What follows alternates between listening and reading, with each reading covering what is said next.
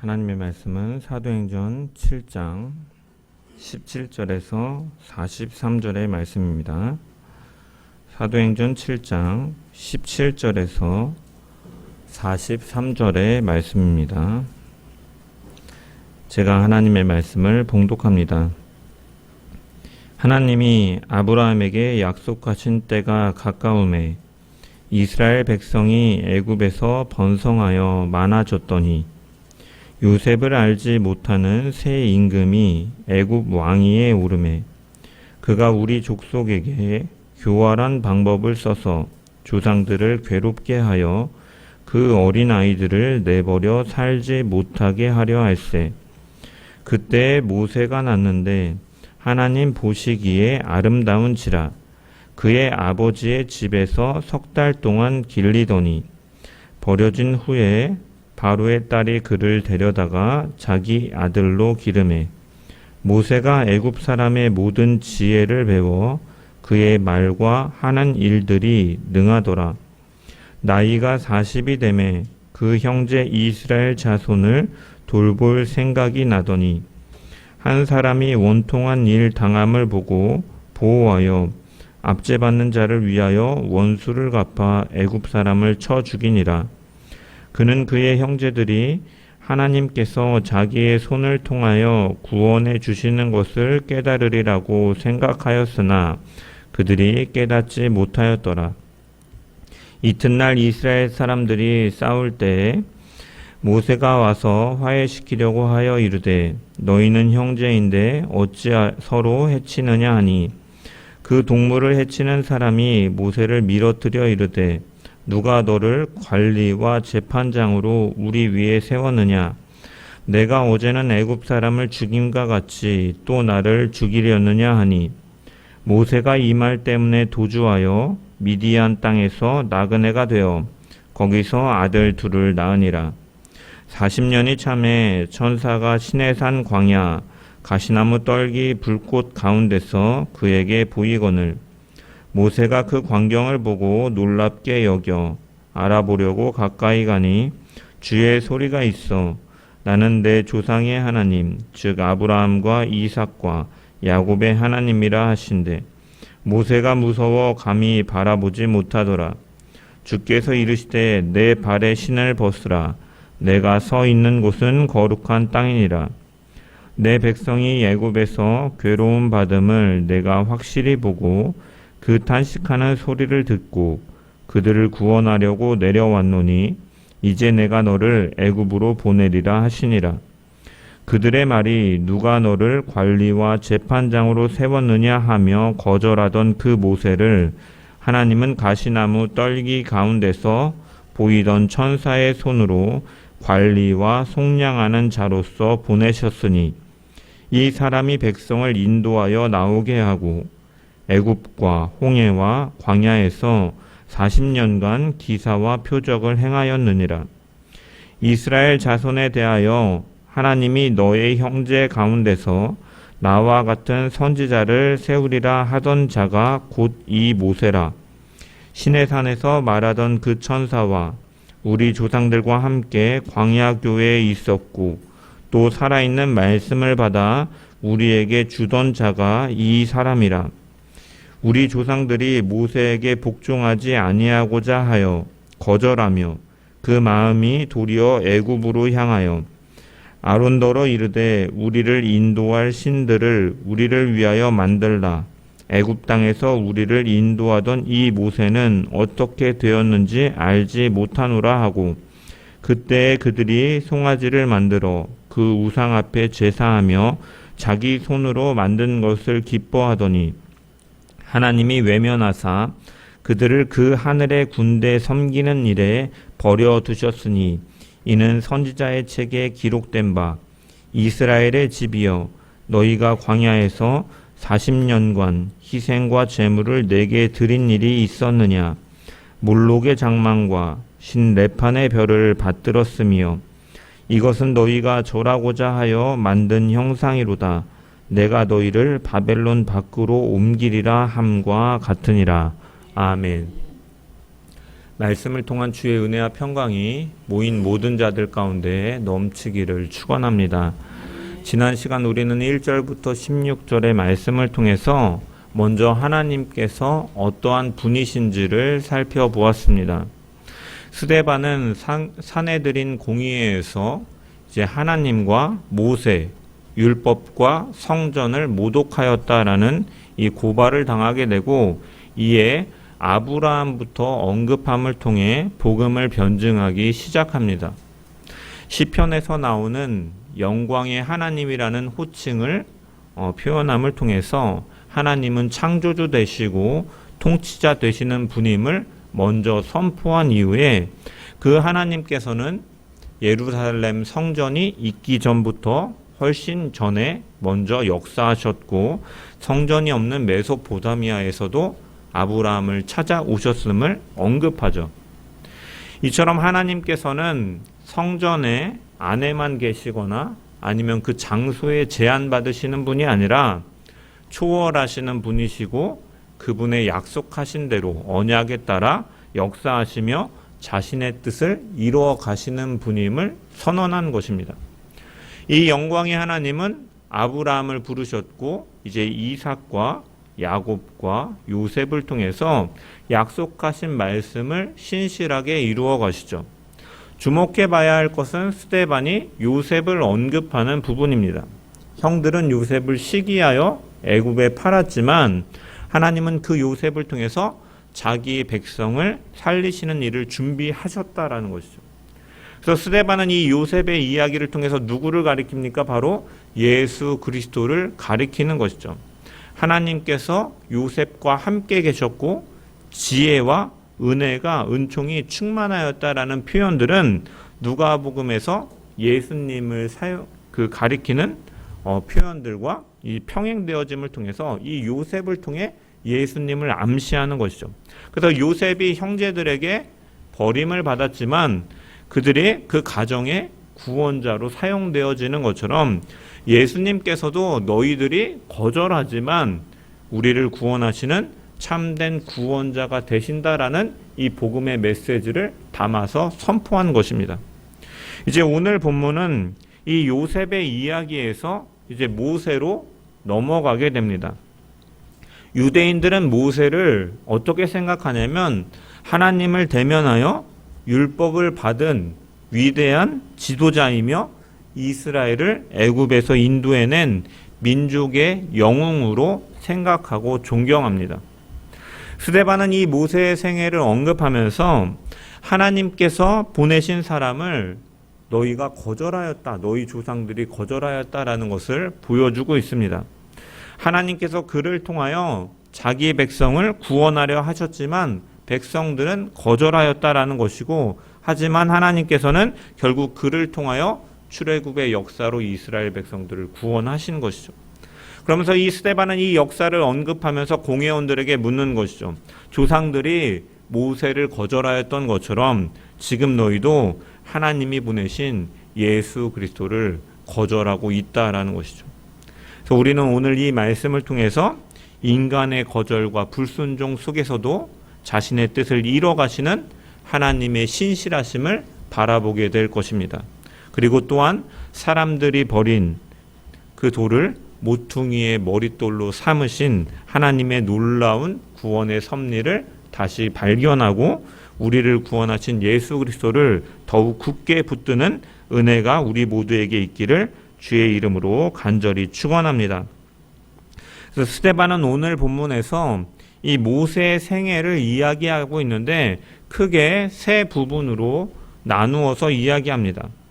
먼저 17절부터 29절까지는 이제 모세가 출생한 것과 성장한 이야기, 그리고 애굽을 떠나기까지 이제 40세 이전의 이제 이야기죠. 그리고 30절부터 34절까지는 이제 광야에서 하나님께 부르심을 받는 이야기를 다루고 있고, 35절부터 43절까지는 이스라엘의 지도자로 세워진 모세를 다루고 있습니다. 생각해 봐야 될 것은 지금 스데반이 서 있는 산헤드린 공의회에 있던 자들은 모두 율법에 능통한 사람들로 모세에 대해서도 누구보다도 잘 알고 있는 자들입니다. 하지만 스데반은 그들 앞에서 이렇게 모세를 자세하게 그의 생애와 그의 사역을 설명하고 있죠. 그 이유는 그들이 모세를 잘 알고 있다라고 생각하지만 정작 모세가 가리키는 참된 의미를 알지 못하고 있기 때문에 이 모세를 자세하게 설교하고 있는 것이죠.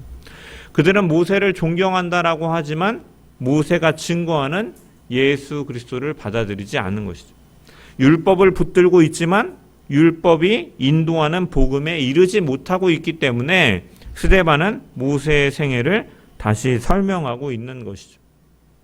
17절의 말씀을 우리 다시 한번 읽어보겠습니다. 17절 말씀 시작. 하나님이 아브라함에게 약속하신 때가 가까움에 이스라엘 백성이 애굽에서 번성하여 많아졌더니. 아멘. 여기서 가장 먼저 주목해 봐야 될 표현은 하나님이 아브라함에게 약속하신 때가 가까움에 라는 표현이죠.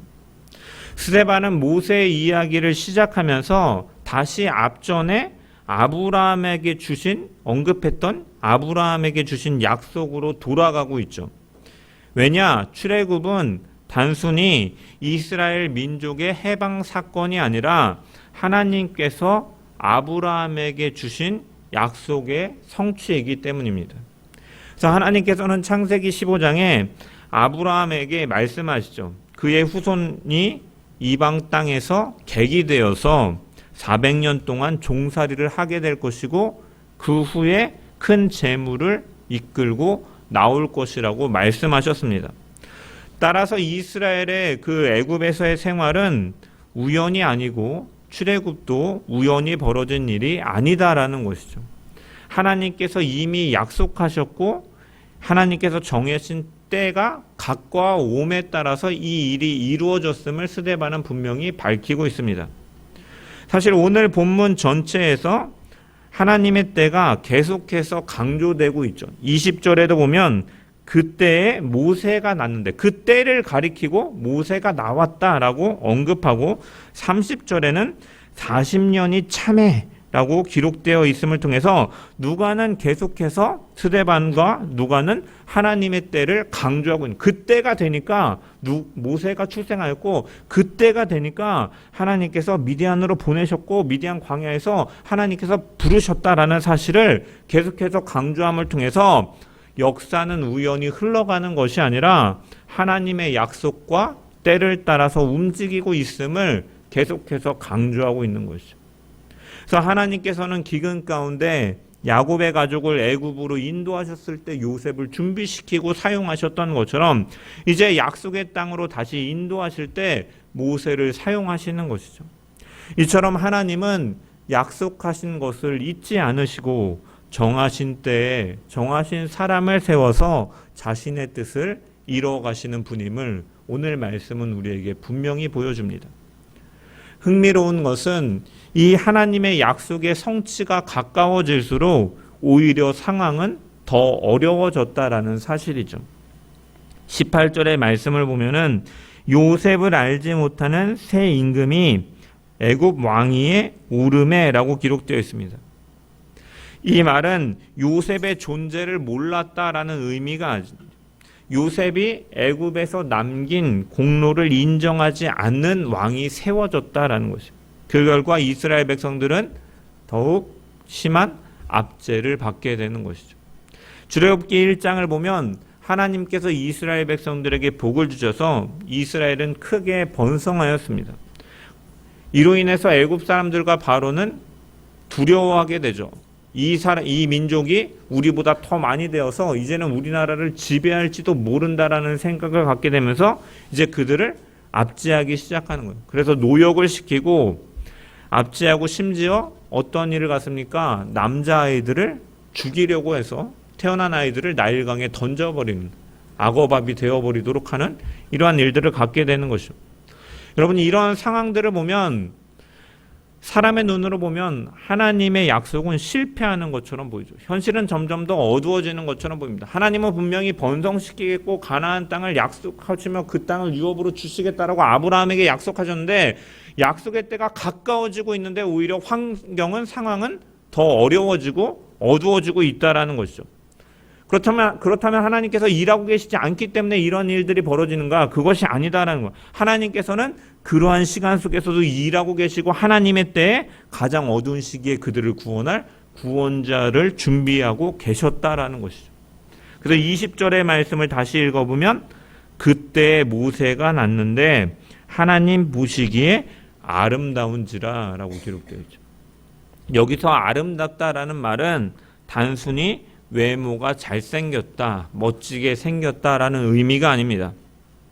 출애굽기 2장을 보면은 모세의 어머니가 이제 모세가 태어난 것을 보고 그가 이제 보고 준수한 아이다라고 표현하고 있지만 누가와 스데반은 이 시점을 바꿔서 어머니의 시선이 아니라 모세가 하나님 보시기에 아름다운지라라고 이제 기록하고 말하고 있죠. 이것은 단순히 사람의 눈에 보기에 좋은 아이였다는 의미가 아니라 하나님께서 특별한 관심과 목적 가운데 두신 아이였음을 나타내는 표현인 것이죠. 당시에 애굽에서는 히브리 남자를 낳으면 죽이라는 명령이 내려져 있었기 때문에 그러므로 인간의 눈으로 보면은 모세는 태어나자마자 사실은 죽을 수밖에 없는 아이였다라는 것이죠. 하지만 하나님께서는 그 아이를 살려두셨고 장차 자기 백성을 구원할 지도자로 준비하고 계셨던 것이죠. 또한 이렇게 시점을 변화해서 표현하고 있는 것은 이 모세를 예수 그리스도와 연결하기 위함입니다. 누가복음 2장 52절을 보면 예수님께서 하나님과 사람에게 더욱 사랑스러워 가시더라라고 누가복음은 예수님을 소개하고 있죠. 하나님이 보시기에 더욱 사랑스러워 가시더라라고 말하고 있는 것이죠. 또한 22절에 모세가 애굽 사람의 모든 지혜를 이제 배웠다라고 기록되어 있는데 이것은 누가복음 2장에서 예수님께서 지혜가 자라가셨다라는 표현을 떠올리게 함을 통해서 예수님과 모세를 병행시켜서 연결시키고 있는 것이죠. 그래서 이 모세는 죽음의 위협 속에서 태어났지만 하나님의 섭리 가운데 보호를 받습니다. 그래서 심지어 바로의 딸이 그를 데려다가 이제 애굽 왕궁에서 자라게 되고 22절에 이렇게 기록하죠. 모세가 애굽 사람의 모든 지혜를 배워 그의 말과 하는 일들이 능하더라. 당시 애굽은 세계 최고의 문명을 가진 강한 나라였죠. 하나님께서는 이 약속을 이루시기 위해서 장차 사용하실 모세를 이 강대국의 보호 아래서 이 훈련시키고 가르치고 준비시키고 계셨던 것입니다. 여러분, 우리의 삶도 마찬가지입니다. 인생 가운데 우리의 인생을 살다 보면은 때로는 왜 이런 상황을 보내야 되는지 이해하기가 어렵고 왜 이렇게 오래 기다려야 되는지 이해할 수 없을 때가 있습니다. 하나님의 때가 이를 때 이스라엘 백성들이 더 어려운 상황에 처했던 것처럼 우리의 삶 가운데도 그러한 일들과 시간이 올 수가 있죠. 하나님은 분명히 우리에게 하늘의 풍성한 것으로 약속하셨고 내가 너와 함께하리라라고 말씀하셨는데 우리의 삶 가운데는 때로는 이해하지 못하는 그러한 시간들이 찾아온다라는 것이고 하나님은 침묵하시는 것 같고 하나님은 나로 멀리 떨어져 계신 분처럼 느껴지는 시간이 존재하죠. 하지만 중요한 것은 하나님은 실수하지 않으시는 분이십니다. 모세를 준비시켰던 하나님께서 오늘도 자기 백성을 준비하고 계시는 것이죠. 그래서 하나님은 약속하신 것을 잊지 않으시는 분입니다. 정하신 때에 일하시고 정하신 방법으로 자신의 뜻을 이루어 가신다라는 것이죠. 그러므로 비록 우리 눈에는 더디게 보이고 이해되지 않는 과정이 있을지라도 우리가 의심하지 말아야 될 것은 하나님은 언제나 그 신실하심으로 자신의 뜻을 이루시며 역사하고 가고 계시다라는 것이죠. 그러므로 우리는 눈에 보이는 현실보다 늘 하나님의 말씀과 하나님의 약속을 신뢰하며 살아가는 자들이 되어야 될 줄 믿습니다.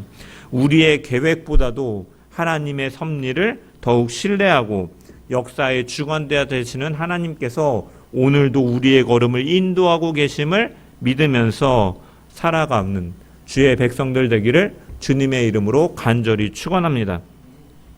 이렇게 하나님께서 준비하신 모세에 대해서 이스라엘 백성들은 어떻게 반응합니까? 25절의 말씀을 보면은 이렇게 기록합니다. 그는 그의 형제들이 하나님께서 자기의 손을 통하여 구원해 주시는 것을 깨달으리라고 생각하였으나 그들이 깨닫지 못하였더라. 여기서 두 개의 동사가 대조를 이루는데 깨닫다와 깨닫지 못하다가 날카로운 대조를 이루고 있죠. 이스라엘 백성들이 깨닫지 못하더라고 하여서 그들의 무지를 언급하고 있는데 이 무지가 이스라엘 백성들이 모세를 거절하도록 만들었다라는 것입니다. 주목해 봐야 될 것은 이 말씀은 출애굽기에 없는 설명이다라는 것이죠. 출애굽기는 모세가 애굽 사람을 죽인 사건만을 기록하고 있지만 스데반은 성령의 감동 가운데 그 사건의 의미를 해석하면서 선포하고 있는 것이죠. 그래서 40세가 된 모세는 자기 형제 이스라엘 자손을 돌아볼 생각이 났고 애굽 사람에게 학대받는 동안에 동족을 보고 그를 보호하기 위하여 애굽 사람을 쳐 죽였는데 스데반은 이 사건을 단순히 민족애로 표현하고 있는 것이 아니라 더 넘어가서 하나님께서 모세를 통하여 이루실 구원 역사의 관점에서 이 사건을 해석하고 선포하고 있는 것이죠. 그리고 이 이야기의 강조점은 무엇입니까? 그들이 깨닫지 못하였더라입니다. 하나님께서 이미 자기 백성을 위하여 구원의 역사를 준비하셨고 모세를 준비시키고 그를 통하여 이스라엘을 구원하실 계획을 갖고 계셨지만 정작 이스라엘 백성들은 깨닫지 못하였더라, 알아보지 못하였더라라는 것이죠. 그리고 그 다음날 더욱 이 사실은 분명하게 드러나죠. 27절의 말씀을 보면은 그 동물을 해치는 사람이 모세를 밀어뜨려 이르되 누가 너를 관리와 재판장으로 우리 위에 세웠느냐? 이 말은 모세에 대한 거절의 선언이죠. 우리는 너를 인정하지 않는다. 우리는 너를 우리의 지도자로 받아들이지 않겠다라는 의미이죠. 여러분, 모세를 거절한 사람은 애굽 사람이 아니죠. 하나님께서 준비하신 구원자를 가장 먼저 거절한 사람은 바로 이스라엘 백성이다라고 스데반은 계속해서 드러내고 있는 거예요. 이 일로 인하여 결국 모세는 미디안 광야로 도망하게 됩니다. 여러분, 이 이야기에서 스데반이 강조하는 것은 무엇입니까? 이스라엘이 하나님께서 보내신 사람을 깨닫지 못하였다라는 것이죠. 스데반은 이것을 깨닫지 못하였다라는 말로 설명합니다. 이것은 단순히 지식의 부족이 아니라 영적인 무지 속에서 벌어진 일이었다라는 것이죠. 누가는 그리고 사도행전 3장 17절에 이렇게 표현하는 것은 사도행전 3장 17절에 백성들이 무지 가운데서 예수 그리스도를 거절하였다라고 이미 설명을 했죠. 너희 알지 못하여 너희 관리들도 그리한 줄 아노라. 알지 못하여서 예수 그리스도를 거절. 모세를 하나님께서 그를 통하여 구원하실 것으로 계획하셨는데 이스라엘 백성들은 알지 못하더라는 설명함을 통해서 이 모세를 거절하는 이스라엘 백성들의 모습과 예수 그리스도를 거절하는 이스라엘의 모습을 평행시켜서 오버랩해서 언급하고 있는 것이죠. 그래서 앞서서 살펴본 것처럼 스데반은 모세를 설명하면서 예수 그리스도를 떠올리게 하는 표현들을 사용하였죠. 하나님 보시기에 아름다웠던 모세, 지혜와 능력으로 준비된 모세는 장차 오실 참된 구원자를 미리 보여주는 인물로서 등장시키는 것이죠. 하지만 이스라엘은 그 모세를 알아보지 못하고 마찬가지로 유대인들은 그 예수 그리스도를 알아보지 못하고 하나님께서 보내신 메시아를 거절한 것입니다. 성도 여러분, 스데반은 지금 조상들이 무지로 하나님께서 보내신 모세를 알아보지 못하였다. 그리고 그를 거절하였다. 그렇다면 너희는 어떠하냐라고 질문하고 있는 것이죠. 너희도 하나님께서 보내신 예수 그리스도를 알아보지 못하고 있는 것이다라고 선포하고 있습니다. 생각해 봐야 될 것은 이스라엘 백성들이 구원자를 기다리지 않았던 사람들이 아니다라는 것이죠. 그들은 누구보다도 하나님의 구원을 기대하던 자들이었습니다. 애굽에서 노예로 신음하던 당시에도 그들은 부르짖으며 구원을 갈망하였고 이 로마의 압제 속에서 유대인들은 구원을 갈망하던 사람들이었죠. 다만 문제는 무엇입니까? 하나님께서 보내신 구원자가 자기들이 기대한 모습과 달랐기 때문에 그들은 거절하였던 것이죠. 모세도 애굽의 왕자가 자기들을 구원할 것이라고 생각하지 못하였기 때문에, 그래서 하나님께서 준비하신 모세를 알아보지 못하였고, 예수님도 마찬가지다라는 거예요. 유대인들은 메시아를 기다렸지만 그들은 다윗과 같이 군대를 거느리고 위엄과 능력을 가지고 적들을 물리치고 나라를 수복할 메시아를 기다렸지, 십자가를 지시는 메시아를 받아들일 수가 없었던 것이죠. 그래서 하나님께서 보내신 예수 그리스도를 그들은 거부하고 만 것입니다. 여러분, 이 모습에서 반복적으로 스데반이 드러내는 이들의 무지와 거절의 모습 속에서 우리는 무엇을 깨달아야 됩니까?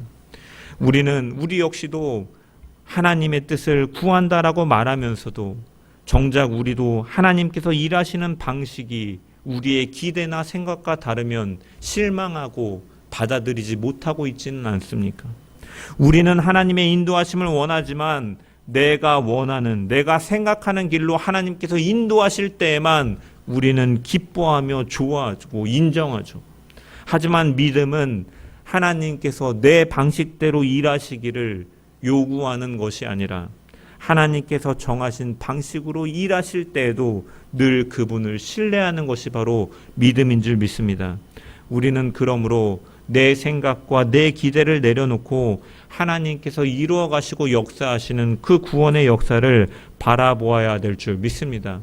때로는 그 길이 우리의 계획과 다를 수가 있고 내가 기대한 모습과 다를 수도 있지만 하나님은 실수하지 않으시며 언제나 가장 선한 길로 자기 백성을 인도하시는 분이신 줄을 기억하면서 눈에 보이는 현실보다 하나님을 신뢰하고 내 판단보다 하나님의 말씀을 신뢰하고 하나님께서 보내신, 우리를 위하여 십자가를 지시고 부활하신 예수 그리스도만을 굳게 붙들고 살아가는 저와 여러분 되기를 주의 이름으로 간절히 축원합니다. 놀라운 것은 하나님께서 이렇게 준비하신 모세를 이스라엘 백성들이 거절하였음에도 불구하고 하나님께서는 이 모세를 사용하고 계시는 것이죠. 35절의 말씀을 보면은 그들의 말이 누가 너를 관리와 재판장으로 세웠느냐 하며 거절하던 그 모세를 하나님은 가시나무 떨기 가운데서 보이던 천사의 손으로 관리와 속량하는 자로서 보내셨다라고 말씀하고 있죠. 여기서 스데반은 의도적으로 앞에서 거절했던 그 대화를 다시금 언급하고, 누가 너를 이 관리와 재판장으로 세웠느냐? 이것은 모세를 거절하는 선언이었지만 우리는 너를 인정하지 않는다, 우리는 너를 우리의 지도자로 받아들이지 않는다라는 말이었지만 하나님께서는 바로 그 모세를 다시 보내시면서 말씀하시는 것이죠. 관리와 속량하는 자로서 보내셨다. 그들은 관리로 지도자로 인정하지 않았지만 하나님은 그 모세를 그들에게 관리로 보내셨다. 특별히 여기서 주목해 봐야 될 것은 스데반은 여기서 모세를 가리켜서 속량하는 자라고 표현하고 있는 것이죠. 여러분, 속량한다라는 것은 어떠한 의미입니까? 값을 치르고 건져낸다라는 의미입니다. 구약에서 하나님께서 이스라엘 백성들을 애굽에서 종살이에서 건져내시는 그 구원의 개념과 연결되어지는 표현인 것이죠. 이처럼 모세는 하나님께서 자기 백성을 구원하시기 위해 세우신 구원의 도구로서 하나님께서 세우시고 보내셨다라는 것이죠. 스데반은 이 표현을 사용하면서 또한 모세뿐만이 아니라 그 모세보다 더 크신 구원자를 바라보게 하고 있는 것이죠. 모세는 애굽에서 종살이한 백성들을 건져내지만 예수 그리스도는 죄와 사망의 권세에서 자기의 백성들을 건져내시고 영원한 생명을 주시는 참 구원자신 것이죠.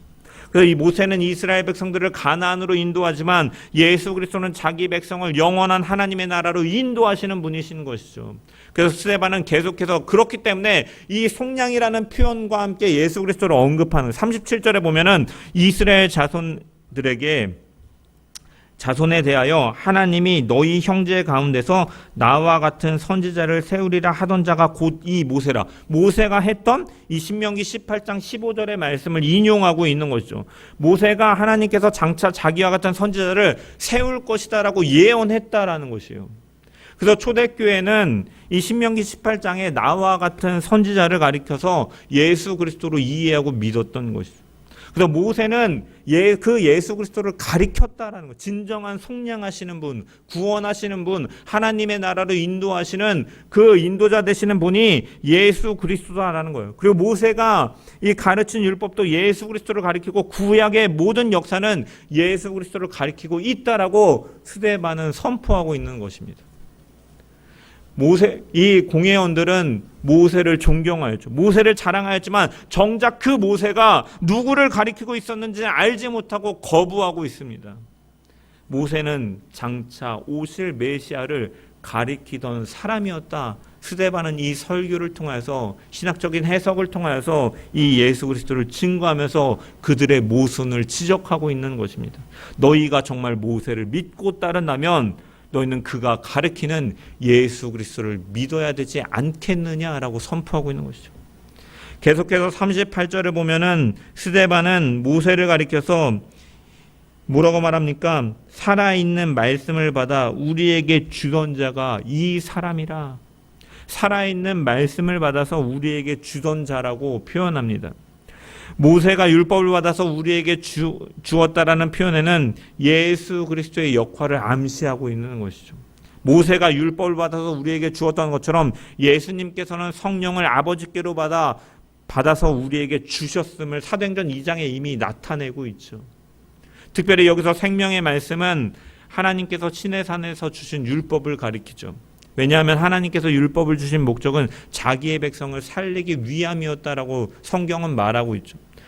그래서 신명기를 보면 하나님께서는 반복해서 이 말씀을 지키라, 이 말씀을 지키고 순종하면 너희가 살리라, 이 율법과 생명을 연결시켜서 계속해서 말씀하고 있죠.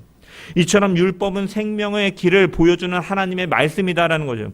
그렇기 때문에 문제는 율법이 아니라 말씀을 받은 백성의 마음인 것이죠. 39절의 말씀을 보면은 우리 조상들이 모세에게 복종하지 아니하고자 하여 거절하여 그 마음이 도리어 애굽으로 향하였다라고 기록되어 있죠. 율법에는 문제가 없지만 그들의 마음이 문제였다라는 것이에요. 그들은 애굽에서 몸은 나왔지만 마음은 여전히 애굽에 두고 있었다. 몸은 광야에 있었지만 마음은 세상에 있었다라는 거죠. 하나님의 구원을 경험했지만 하나님보다 애굽을 더 그리워하고 사모하는 마음이 그들 가운데 있었다. 그래서 모세를 거부하고 우상 숭배를 하였다라는 것으로 연결시키고 있는 것이죠. 그래서 그들은 금송아지를 만듭니다. 40절의 말씀을 보면 우리를 인도할 신들을 우리를 위하여 만들라.